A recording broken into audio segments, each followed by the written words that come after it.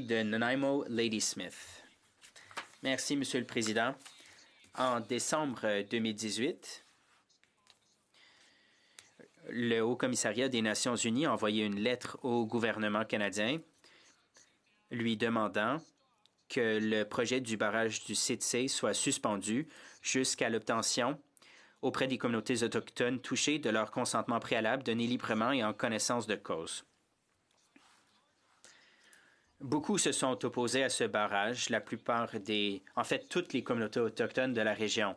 Mais après que ça a été approuvé par le gouvernement provincial, un certain nombre de communautés autochtones ont donné leur consentement au projet. Mais donner son consentement, ce n'est pas la même chose que de donner son consentement au préalable. Le gouvernement a promis qu'on mettrait en œuvre la Déclaration des Nations unies sur les droits des peuples autochtones et selon cette déclaration, les communautés autochtones ont le droit d'établir des stratégies et de déterminer l'utilisation de leurs terres et des ressources sur cette terre. Les gouvernements vont travailler de bonne foi avec les communautés autochtones de façon à obtenir leur consentement préalable, donné librement et en connaissance de cause avant que des projets ne soient approuvés, notamment en ce qui concerne l'exploitation de produits miniers, de l'eau ou d'autres ressources. Dans le discours du trône, on a parlé de la réconciliation. Depuis 2015, le gouvernement a promis une nouvelle relation avec les peuples autochtones et pourtant, le Comité des Nations unies a publié un avertissement préalable et délivré au gouvernement canadien pour demander au gouvernement de suspendre 3 projets qui négligent les droits des peuples autochtones, le barrage du site C, Trans Mountain et la liaison de gaz naturel dans l'Ouest canadien. Maintenant, j'aimerais rappeler aux Canadiens quelle est la décision d'Elgamuth. Selon l'article 35 de la Constitution, les droits des Autochtones doivent être respectés. Et selon la décision d'Elgamuth, c'est les chefs héréditaires qui étaient les plaignants. Ce n'étaient pas les conseillers de bande qui font partie du système de la loi sur les Indiens qui a été créé par la colonisation. Les conseillers de bande ont un rôle à jouer. Ils sont une forme légitime de gouvernement, mais ce sont les chefs héréditaires qui sont reconnus par la Constitution et par la décision de la Cour suprême. Alors, cette décision de la Cour suprême le réaffirme. Ce sont les communautés autochtones qui doivent déterminer comment on respecte, comment on fait appliquer les droits autochtones. On demande dans cette lettre de la part des Nations unies que Trans Mountain soit suspendu jusqu'à ce que tous les permis soient obtenus par consentement préalable, donné librement et en connaissance de cause de la part des communautés autochtones. Il y a la communauté autochtone, un certain nombre, en fait, de communautés autochtones qui n'ont pas encore donné leur consentement. Certains territoires n'ont pas été cédés et jusqu'à ce qu'ils donnent leur consentement préalable, donné librement et en connaissance de cause, ce projet ne devrait pas voir le jour. Il demande également au gouvernement de faire reculer la GRC, que la GRC n'ait pas recours à la force pour lutter contre les chefs héréditaires et les peuples autochtones qui cherchent à faire appliquer leur souveraineté sur leur territoire. Le secrétaire parlementaire, Monsieur le Président, je suis heureux de répondre à la question du député de Nanaimo Ladysmith au sujet du barrage du site C.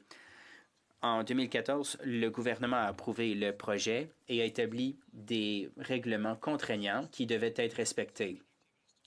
Nous faisons des inspections pour déterminer si ces règlements sont respectés. Et là où c'est nécessaire, l'Agence d'évaluation environnementale peut prendre des mesures pour que Hydro-Colombie-Britannique se conforme à ces règlements.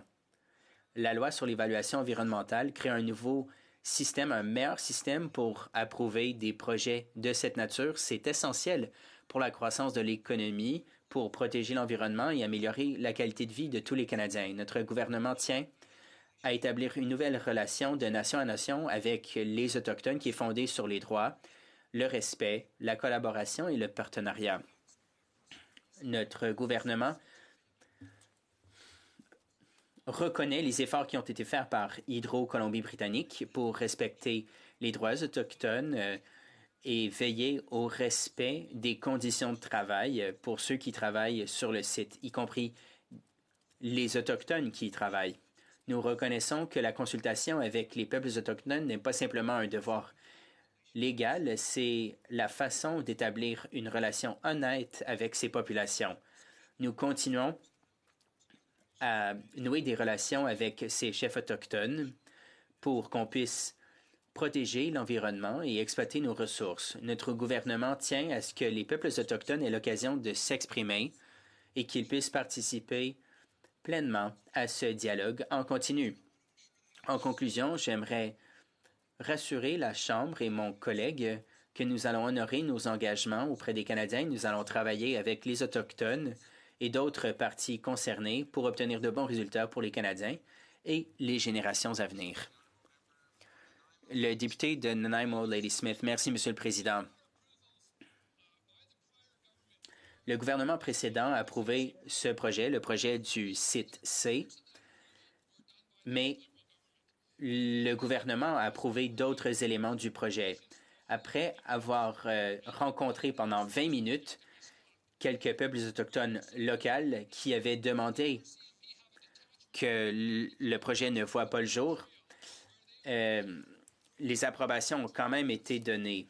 La GRC est prête à imposer une injonction pour un pipeline qui s'est fait proposer un itinéraire alternatif de la part des chefs héréditaires. Et je demande au gouvernement de la Colombie-Britannique et aux peuples autochtones, au gouvernement fédéral aussi, de négocier de bonne foi. La GRC, l'année dernière, a pris des mesures qui ont entaché la réputation du Canada.